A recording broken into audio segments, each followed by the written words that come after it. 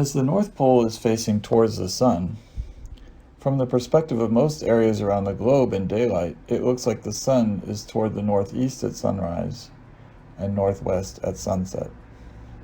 Whereas when the North Pole is facing away from the sun, then you would see the sun looking like it was somewhat in the direction of the south. Then when the Earth is at one of the equinoxes, you see the sun directly east at sunrise and directly west at sunset. From the perspective of a point on Earth, if you were watching the sun's path all year, it would appear for half of the solar year that the path of the sun was moving to the north, that is, to the right at sunset and to the left at sunrise. In the northern hemisphere, the sun would be getting higher in the sky, and the days would be getting longer as the sunset position moved to the right each day. In the other half of the year, the path of the sun would be shifting to the south, that is, to the left at sunset and to the right at sunrise. In the northern hemisphere, the sun would be getting lower in the sky, and the days would be getting shorter as the sunset position moved to the left each day. This shifting of the sunset position over the solar year is described in the story of the people of the cave in Surat al-Qadr, in Surah 18, verse 17. And you might see the sun, when it rose, decline from their cave to the right, and when it set, leave them behind on the left, while they were in an intervening space thereof. This is of the signs of Allah. Here we read a description of the sun's position at sunset, moving to the right, as the sun rose higher in the sky in the northern hemisphere until the summer solstice. Then the sunset position would move to the left, as the sun dropped lower in the sky over the seasons until the winter solstice.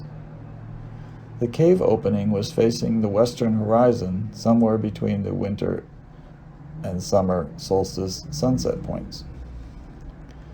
As the sun moves, its setting position from south to north, left to right, and back from north to south, right to left, it moves along the same segment of the horizon year after year from any given viewing location. And the places where the sun turns around, on the solstices, or in Arabic, inqilab, are in the same places on the horizon every year.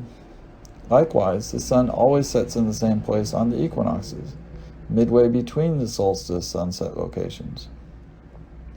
You can even tell when the equinox is by watching for the sun to set or rise in the specific place where it sets or rises on equinoxes.